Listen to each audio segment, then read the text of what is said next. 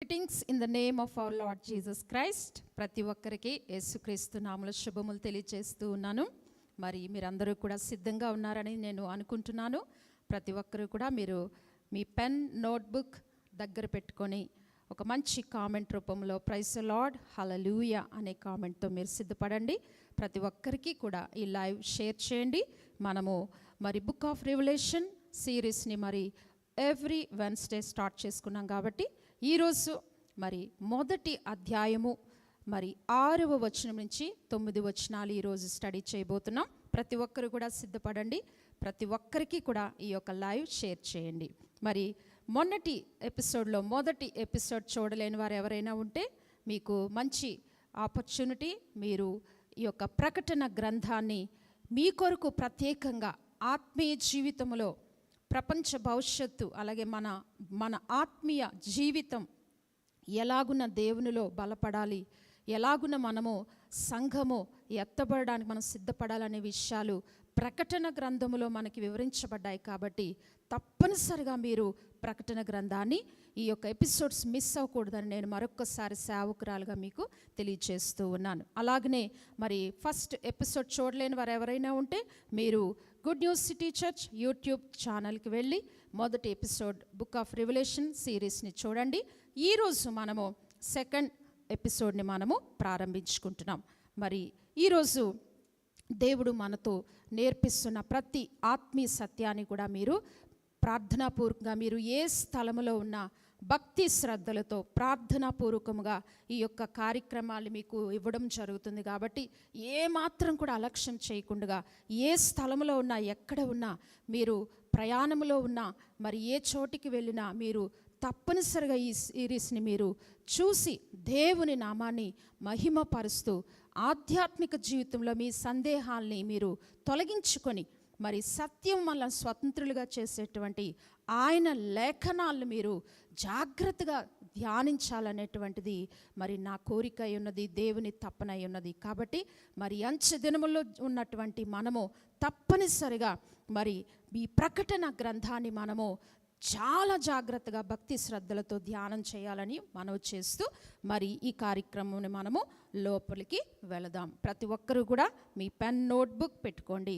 మీకు ఏదైనా డౌట్ వస్తే ప్రక్కన వ్రాసి మీరు తెలియజేయండి.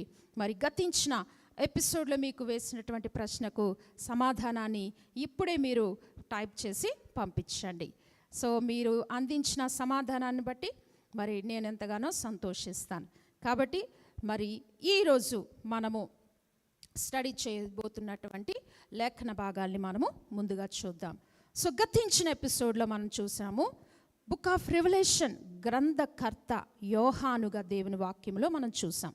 డిసైపుల్ ఆఫ్ జాన్, యేసుక్రీస్తు వారి యొక్క 12 మంది శిష్యుల్లో ఒక శిష్యుడు ఈ యొక్క గ్రంథాన్ని వ్రాయటానికి దేవుడే అతనికి ఈ గ్రంథాన్ని అనుగ్రహించినట్లుగా మనం చూసాం. మొదటి నుంచి 5 వచనాలు స్టడీ చేసుకున్నాం. ఈరోజు 6 నుంచి చివరి 9 వచనాలు మనం స్టడీ చేస్తాం. సో యోహాను మరి బైబిల్ గ్రంథంలో ఈ ప్రకటన గ్రంథకర్త అయినటువంటి యోహానుతో ప్రకటన గ్రంథంతో పాటు 4 గ్రంథాలు అతడు వ్రాసాడు. అంటే టోటల్గా 5 గ్రంథాలని ఇతడు వ్రాసినట్లుగా మనం చూస్తాం. అందులో మొట్టమొదటిగా యోహాను సువార్త, మొదటి యోహాను, 2వ యోహాను, 3వ యోహాను, ప్రకటన గ్రంథము. సో 5 గ్రంథాలకు గ్రంథకర్త శిష్యుడైన యోహాను, అది గుర్తు చేసుకోండి. సో ఇప్పుడు ప్రకటన గ్రంథము మనము 6 నుంచి చివరి వచనం 9 వచనాలు ఈరోజు మనము స్టడీ చేయబోతున్నాం. నేను మీ కొరకు చదివి వినిపిస్తాను. 6వ వచనం, మనలను ప్రేమించుచు తన రక్తము వలన మన పాపముల నుండి మనలను విడిపించిన వానికి మహిమయు ప్రభావమును యుగ యుగములు కలుగునుగాక. ఆమేన్. ఆయన మనలను తన తండ్రియగు దేవునికి ఒక రాజ్యముగాను యాజకులుగాను చేశాను. మొట్టమొదటిగా మనము చూస్తే మనలను ప్రేమించుచు అని దేవుని వాక్యంలో మనం చూస్తున్నాం. చూడండి, యోహాను ఎంత క్లియర్గా ఈ వచనంలో రాస్తున్నాడు. మనలను ప్రేమించుచు అంటే దేవుని ప్రేమ ప్రతి ఒక్కరి పట్ల ఉన్నది. దేవుని ప్రేమ ఈ లోకమంతటా ఉన్నది. అందుకే మొదటి యోహాను సువార్తలో మనం చూస్తే మరి దేవుని వాక్యం ఎంత ఖచ్చితంగా చెప్తుంది. 3:16లో మనం చూసినట్లయితే, మరి దేవుడు లోకమును ఎంతో ప్రేమించెను గనక తన అద్వితీయ కుమారునిగా పుట్టినవాని యందు విశ్వాసముంచు ప్రతివాడు నశింపక నిత్య జీవం పొందినట్లుగా ఆయనను మనకు అనుగ్రహించెను అనేటువంటి మాట మనం చూస్తాం. వండర్ఫుల్ కదా. కాబట్టి మనలను ప్రేమించేవాడు ఆయన అని ఖచ్చితంగా యోహాను ఇక్కడ మనకు తెలియజేస్తున్నాడు. దేవుని ప్రేమ ఎంత గొప్పదో మనము మరి భక్తుడైన యోహాను రుచి చూచాడు కాబట్టి యోహాను ఇంత ఖచ్చితంగా చెప్తున్నాడు. మరొక పత్రికలో చెప్తాడు కదండి, దేవుడే ప్రేమ అయి ఉన్నాడు, గాడ్ ఈజ్ లవ్ అనేటువంటి మాట మనం చూస్తాం. కాబట్టి మనలను ప్రేమించేవాడు ఆయన అనేటువంటి ఆ గొప్ప ప్రేమను మనకి జ్ఞాపకం చేస్తూ మనల్ని ప్రేమించచ్చు తన రక్తము వలన అనేటువంటి మాట మనం చూస్తున్నాం. తన రక్తము వలన. సో దేవుడి లోకానికి వచ్చినటువంటి ఆ ఉద్దేశము, ఆ పర్పస్ ఏమిటి అని మనం చూస్తే, మనలను ప్రేమించేటువంటి ఆ ప్రేమలో దాగి ఉన్నటువంటి ఆ త్యాగం ఏమిటంటే, మనలను తన రక్తము వలన అనేటువంటి మాట మనం చూస్తున్నాం. అంటే తన రక్తము చిందించుటకే, ఆయన సిలువలో తన ప్రాణమును మన కొరకు పెట్టడానికే త్యాగపూర్వకముగా తన ప్రేమను మన పట్ల వెల్లడిపరిచెను. అద్భుతం. సో తన రక్తము వలన మనలను ఆయన తన ప్రేమ ఏమిటో దేవుడు జ్ఞాపకం చేస్తూ ఉన్నాడండి. తన రక్తము వలన ఏమిటి? ఆ రక్తము వలన, అతడు చిందించిన రక్తం వల్ల మనకి ఏమిటి అని దేవుని వాక్యం అక్కడ చెప్తున్నాడో చూడండి. మన పాపముల నుండి మనలను విడిపించుటకు అనేటువంటి మాట మనం చూస్తాం. అక్కడ మీరు ఫుట్ ప్రింట్లో చూడండి, చక్కటి మాట చూస్తాము. 4 అనే మాటకు కడిగిన వానికి, అంటే మన పాపములను కడిగిన వానికి, అంటే తన రక్తము ద్వారా మన పాపములను కడిగినటువంటి ఆ గొప్ప దేవుడు అని చెప్తున్నాడు యోహాన్.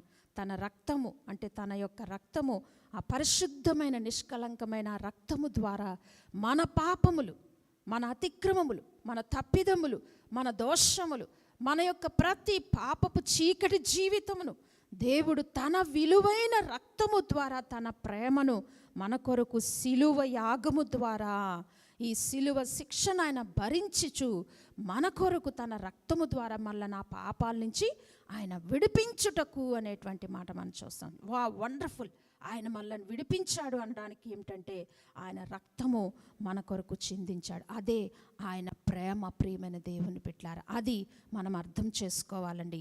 కాబట్టి భక్తుడు రాస్తూ ఉన్నాడు యోహాను.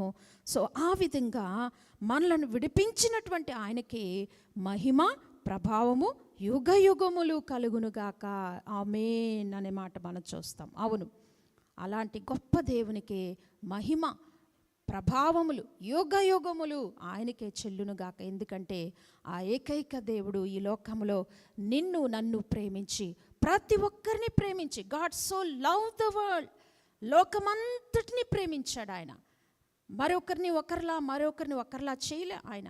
ప్రతి ఒక్కరికి ఆయన ప్రేమ ఏమిటంటే తన రక్తమును మన కొరకు చిందించాడు. కాబట్టి ఆ చిందించిన రక్తం వల్ల ఉపయోగం ఏమిటంటే, నీ ప్రతి పాపము విడిపించబడింది, కడిగి వేయబడటానికి, నీ ప్రతి పాపము తుడిచివేయబడ్డానికి ఆయన ఈ లోకంలో నీ కొరకు భూమి మీదకి వచ్చి సిలువలో ఆయన మరణించాడు.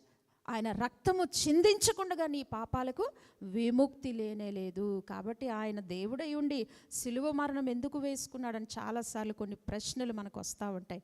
ఆయన అంత బాధపడవలసిన పని ఏమిటని ప్రశ్నలు, మనకి సందేహాలు ఉంటాయి. అయితే మనం తెలుసుకోవాల్సింది ఏమిటంటే, ఆయన గనక సిలువ భరించి నీ పాపముల కొరకు ఆయన రక్తం చిందించకపోతే నీ పాపాలకి విడుదల లేదు. మన పాపములకు విడుదల, విమోచన లేనే లేదు. మన పాపములు కడిగేవారు ఎవరూ లేరు ఈ లోకంలో. కాబట్టి అంత గొప్ప ప్రేమ నీ పట్ల దేవుడు చూపించాడనే సత్యాన్ని యోహాను ఇక్కడ 6వ వచనంలో మనకు చెప్తూ ఉన్నాడండి. ఓకే, సో నెక్స్ట్ చూద్దామండి. సో ఆ విధంగా మహిమ ప్రభావం ఆయనకే. ఆయన మనలను అంటే ఆయన చూడండి దేవునికి ఎంత ప్రేమ, మనలను తన తండ్రి యగు దేవునికి ఒక రాజ్యముగాను యాజకులుగాను చేశాను. వండర్ఫుల్. ఇంతకీ ఆయన ఉద్దేశం మన పాపాలను విడిపించిన తర్వాత వదిలిపెట్టేవేయడానికి కాదు, పాపములు విడిపించి మళ్ళీ మర్చిపోవడానికి కాదు, మళ్ళీ నీతిమంతులుగా చేసి మళ్ళీ ఎక్కడో పెట్టడానికి కాదు. ఏంటి the purpose and plan in our lives? మన పట్ల ఏమిటి ఆ ప్రణాళిక అంటే, మనలను తనకు తండ్రియగు దేవునికి ఒక రాజ్యముగాను యాజకులను గాను నియమించెను. వండర్ఫుల్. మీకు లైవ్లో చక్కటి పిక్చర్స్ ఉంటాయి చూడండి. మనలను దేవుడు ఒక యాజక సమూహంగా చేసుకున్నాడని భక్తుడైనటువంటి పేతురు వ్రాస్తూ ఉన్నాడు. చూడండి, 1 పేతురు 2వ అధ్యాయం 9వ వచనం. 1 పేతురు 2వ అధ్యాయం 9వ వచనం. దేవుడు మనలను యాజక సమూహాలుగా, గొప్ప యాజకులుగా దేవుడు ఈ లోకంలోంచి మనల్ని ప్రత్యేకపరచుకున్నాడు, మనల్ని అలా పిలుచుకున్నాడు. కాబట్టి మనకి అంత గొప్ప ప్లాన్ అండ్ పర్పస్ని దేవుడు మన పట్ల కలిగి ఉన్నాడు. ఆ తండ్రి అయిన దేవునికి ఒక రాజ్యముగా మనల్ని అందరినీ కూడా చేసుకున్నాడు అనేటువంటి సత్యాన్ని యోహాను ఇక్కడ జ్ఞాపకం చేస్తున్నాడండి. వండర్ఫుల్ కదా. సో అలాగున 6-7 వచనాలు మనం చూసిన తర్వాత చూద్దాం. చూడండి, ఆ విధంగా యాజకులుగా చేశాడు అని చెప్తూ, ఇదిగో 7వ వచనం, ఆయన మేఘారూఢుడై వచ్చుచున్నాడు. వండర్ఫుల్. ఇదిగో అంటే బిహోల్డ్, జాగ్రత్తగా వినండి, ఇదిగో ఆయన మేఘారూఢుడై వచ్చుచున్నాడు, త్వరగా ఆయన వస్తున్నాడనే సత్యం ఇది అనేటువంటి విషయాలు, బిహోల్డ్ అని అనమాట, ఖచ్చితము అనేటువంటిది అర్థాన్ని కలిగి ఉన్న ఇదిగో అనేటువంటి మాట మాట్లాడుతున్నాడు. ఆయన మేఘారూఢుడై వచ్చుచున్నాడు. Wonderful.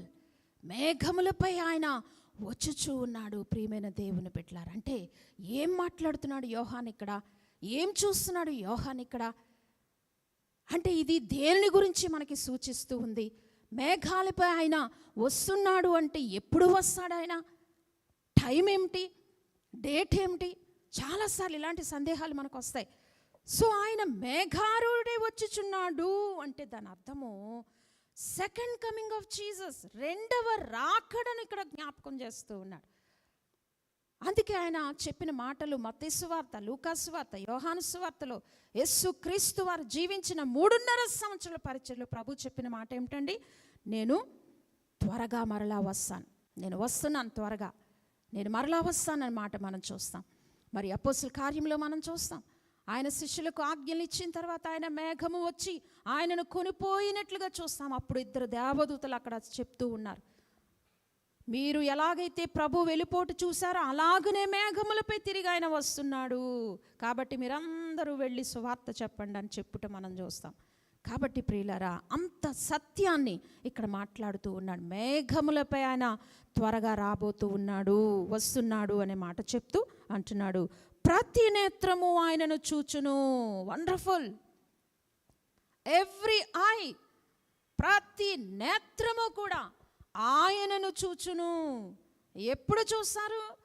Second coming of Jesus, యేసుక్రీస్తు వారు రెండవ రాకడలో సంఘముతో, ఎత్తబడిన సంఘముతో ఆయన తిరిగి మేఘములపై ఈ భూమి మీదకి ఆయన రాబోతూ ఉన్నాడనమాట. ఈ భూమి మీదకి వస్తున్నప్పుడు, ఆ భూమిపైకి వచ్చుతున్నప్పుడు ప్రతి నేత్రము భూమి మీద విడువబడిన ప్రతి నేత్రము కూడా ఆయనను చూచును. అలాగనే సమాధులు తెరవబడి కూడా మరి మృతులు దేవుణ్ణి అక్కడ చూస్తారనేటువంటి మాట కూడా అక్కడ భక్తుడు రాస్తున్నాడు. చూడు, ప్రతి నేత్రం ఆయనను చూచును, ఆయనను పొడిచిన వారును చూచెదరు, భూజనులందరూ ఆయనను చూచి రొమ్ము కొట్టుకుందురు. చూచిన తర్వాత చేసే పనేంటి? వీళ్ళు రొమ్ము కొట్టుకుంటారట. ఎందుకు రొమ్ము కొట్టుకుంటున్నారు? ఆల్రెడీ మనం స్టడీ చేసుకుంటున్నాం ప్రతి ఆదివారం. విడువబడినటువంటి గుంపు, 7 ఏండ్ల శ్రమల కాలంలో విడువబడినటువంటి ఈ గుంపుకు వచ్చే పరిస్థితులు, సంభవాలు ప్రపంచానికి ఏమొస్తాయో, అంత్యక్రీస్తు పాలన, క్రీస్తు విరోధి అబద్ధ ప్రవక్త పాలనలో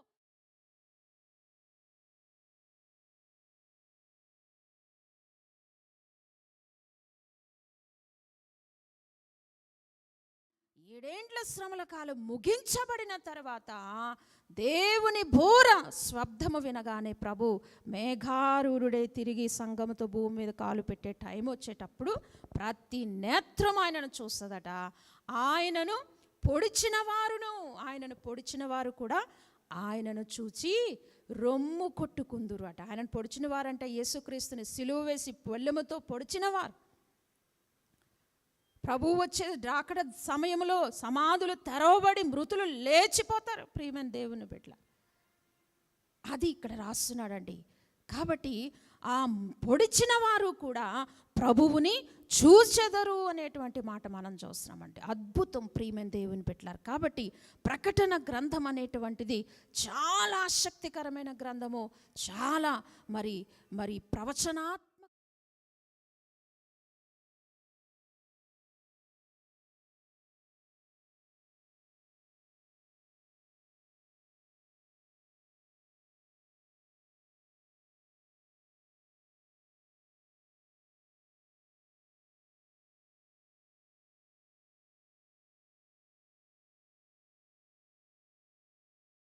ఇన్ని బాధలు, హింసలు, తెగుళ్ళు వచ్చినా, చివరి సువార్త ప్రకటించినా మేము నమ్ముకోలేకపోయామని రొమ్ము కొట్టుకుంటారట ప్రియులారా. ఆ దినమున ఆ విడువడిన వారికి శిక్ష ఉంటుంది ప్రియులారా. అగ్ని గంధకములో వారు వేయబడతారు ప్రియులారా. కాబట్టి వారు రొమ్ము కొట్టుకొనుచు ఏడ్చుచు మరి దేవునిని చూచేసి ఆయనను కన్నులారా ఆయనను చూసేటువంటి ఆ సమయము మరి త్వరలో రాబోతుందనే సత్యాన్ని ఇక్కడ యోహాను తెలియచేస్తూ ఉన్నాడండి. అందుకే ఆమేన్ అనే మాట మనం చూస్తున్నామండి. సో చివరిగా 8వ వచనం, అల్ఫయు ఒమేగయు నేనే. నేనే అనే మాటకి ఫుట్ ప్రింట్లో మీరు చూడండి క్రిందన, ఆదియు అంతము. I am the first and the last, alpha omega. దేవుడు ఈ లోకమును చేయకముందే ఆయన ఉన్నాడు, ఉన్నవాడు అవునన్నవాడు అని దేవుని వాక్యంలో మనం చూస్తాం. ఆది అంతము ఆయనే. సమస్తమును సృష్టిని శాసించిన గొప్ప దేవుడు ఆయన. కాబట్టి ఆయన అంటున్న మాట అక్కడ మనం చూస్తాం, అల్ఫయు ఒమేగయు నేనే, వర్తమాన భూత భవిష్యత్ కాలములలో ఉండువాడను నేనే అని సర్వాధికారియగు దేవుడునగు ప్రభువు సెలవిచ్చుచున్నాడు. ప్రభువు అంటే దేవుడు సెలవిస్తున్న మాట యోహాను ఇక్కడ రాస్తూ ఉన్నాడు ప్రియులారా. అల్ఫయు ఒమేగయు నేనే, ఆది అంతము, ప్రెజెంట్, పాస్ట్, ఫ్యూచర్ అంతటిలో నేను ఉన్నవాడను అని ప్రభు చెప్తూ ఉన్నాడు ప్రియులారా. కాబట్టి మన దేవుడు ఎంత గొప్ప దేవుడు, సర్వాధికారి ఆయన, సమస్తమును కలుగు చేసిన సృష్టికర్త ఆయన. కాబట్టి సృష్టికర్తను మరి నువ్వు తప్పనిసరిగా తెలుసుకోవాలి నీ జీవితంలో. ఆది అంతమును అయి ఉన్నటువంటి దేవుడు ఆయన. కాబట్టి ఆయనకు సమస్తము మరుగైనది ఏది కూడా లేదు ప్రియులారా. నెక్స్ట్ చూద్దామండి అని ప్రభువు సెలవిచ్చున్నాడని చెప్తూ 8వ వచనం మనం చూద్దాం. చూడండి 9వ వచనం, మీ సహోదరుడును యేసును బట్టి కలుగు శ్రమలోను రాజ్యములోను సహనములోను పాలివాడునైన యోహానను నేను. ఎంత చక్కటి మాటలు. తను తాను ఎలాగ పరిచయం చేసుకుంటున్నాడు చూడండి, మీ సహోదరుడను అని అన్నాడు. చాలాసార్లు దేవుడు మనకు ఆధిక్యత ఇస్తే, దేవుడు మనలను మరి అద్భుతములు చేసి శక్తినిస్తే, వరములతో మనల్ని నింపితే మన విశ్వాస జీవితంలో చాలా మనం అతిశయించి గర్విష్ఠులమైపోతూ ఉంటాం మనం. లేకపోతే నాకు ఈ తలాంతు ఉంది, నాకు ఇదియో తలాంతు ఉంది అని చెప్తూ ఉంటారు చాలామంది. కానీ ఇక్కడ భక్తుడు పరిచయంలో చెప్తూ ఉన్నాడు, మీ సహోదరుడను నేను, మీ అందరికీ కూడా సహోదరుడను, మీ అందరికీ నేను సహాయం చేయవాడు, మీ అందరికీ నేను తోటి సహోదరుడుగా ఉన్నాను అనే మాట చెప్తూ ఉన్నాడండి. వండర్ఫుల్.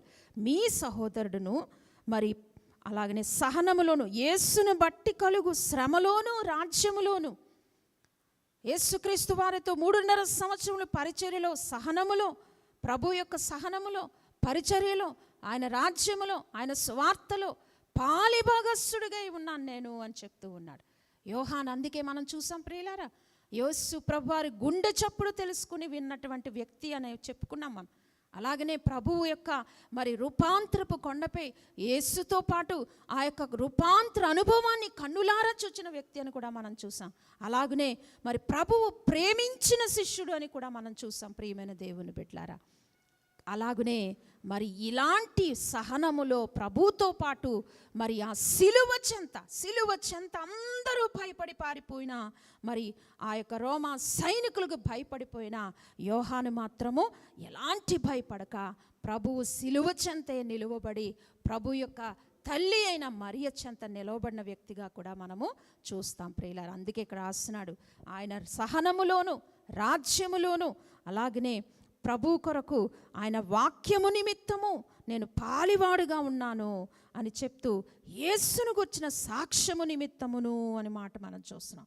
ప్రభు సాక్ష్యము నిమిత్తం అంటే యేసుక్రీస్తు వారిని ఎలాగైతే సిలువ వేసి చంపివేశారో, ప్రభువును ఎలాగైతే వారు మరి బాధ పెట్టారో, ప్రభు ఎలాంటి సువార్త చేశారో, ప్రభు ఎలాంటి క్షమాపణ ఆయన చేశారో, ప్రభు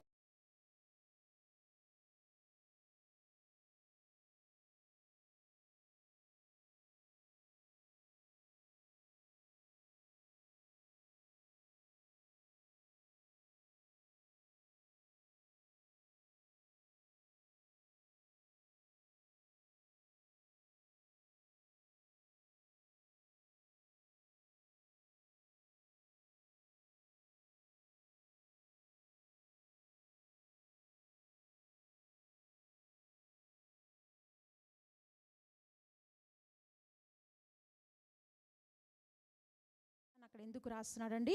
ప్రభు నిమిత్తము నేను ఆయనను కన్నులారా చూచాను, ఆయనను తాకాను, ఆయన రాజ్యములో ఆయన సహనములో నేను పాలిభాగస్తున్నాను. కాబట్టి ప్రభువు నాకు ఎట్టి ధన్యతనిచ్చాడు ఈ ప్రకటన గ్రంథాన్ని వ్రాయటానికి అని చెప్తూ, ఆ పద్మాసు ద్వీపమునందు నేను పరవాసినైతిని అని వ్రాస్తూ ఉన్నాడండి. ఇది 9 వచనాలు.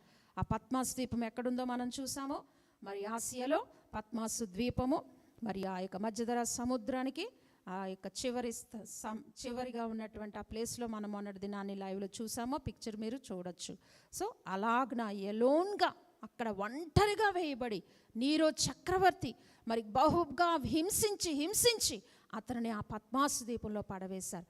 మరి మనము మరి అపోస్తలుడైన పౌలు కూడా ఒంటరిగా ఉన్న సమయాల్లో, అతడు బందీగా ఉన్న సమయంలో పత్రికలు ఎలా అయితే రాశాడో, అలాగే యోహాను అనే భక్తుడు కూడా ఒంటరిగా పద్మాసు ద్వీపంలో ఉన్నప్పుడే దేవుడు ఈ యొక్క గొప్ప రివల్యూషన్, ఈ యొక్క ప్రకటన గ్రంథపు మరి రివీల్ చేసేటువంటి బుక్ని, మర్మములను తెలియజేసేటువంటి, ప్రపంచ భవిష్యత్తును తెలియజేసేటువంటి గొప్ప పుస్తకాన్ని ఆ పద్మాసు ద్వీపమునందు దేవుడు అతనికి అనుగ్రహించాడు. ప్రియులారా, ఆత్మవశుడుగా పరవాసినైతిని అని దేవుని వాక్యంలో మనం చూస్తాం. సో ఆత్మవశుడుగా దేవుడు అతన్ని తీసుకుని వెళ్ళి వీటన్నిటినీ కూడా ప్రభు చూపించారండి. కాబట్టి ఇంత గొప్ప గ్రంథం, ఇంత గొప్ప గ్రంథ మరి కర్త అయిన యోహానికి ఇచ్చిన ఈ ఆధిక్యతను బట్టి మరి ఈరోజు ఇంత గొప్ప విషయాల్ని దేవుడు మనకు అందించినప్పుడు, అంత్యకాల మర్మములతో కూడిన విషయాలను దేవుడు మనకి తెలియజేస్తున్నప్పుడు, ప్రభు తిరిగి నేను త్వరగా వస్తున్నాననేటువంటి మాటను దేవుడు చెప్తూ ఉన్నప్పుడు, మరి నువ్వు నిజంగా ఈరోజు ఆర్ యు రెడీ? మరి నువ్వు దేవుణ్ణి రిసీవ్ చేసుకోవడానికి సిద్ధంగా ఉన్నామా? మనము ఆ ఎత్తబడేటువంటి ఆ సంఘమునకు సిద్ధంగా ఉన్నామా మనం? కాబట్టి ప్రియులారా, ఈరోజు మరి 6 నుంచి 9 వచనాలు. మరి మీకు ఇంకా ఏమైనా సందేహాలుంటే నెక్స్ట్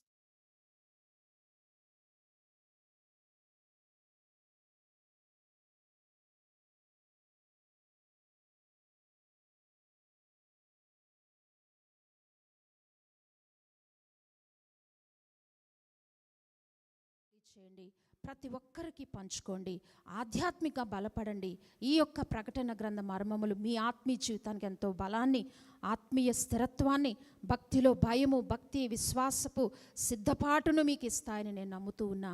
దేవుడు తన ప్రేరేపణతో ఈ యొక్క మరి ఎపిసోడ్స్ మీకు ఇవ్వాలనే ఆశతో కొంత టైం తీసుకొని మీ కొరకు మరి వీటిని అందిస్తూ ఉన్నాం. కాబట్టి మీరు నిర్లక్ష్యం చేయకుండా అనేకులకు వీటిని తెలియజేసి మీరు ఆశీర్వదించబడాలని కోరుకుంటూ ఈ యొక్క మరి వచనాలు నేను ఇంతటితో ఎపిసోడ్ మనం ముగించుకుందాం.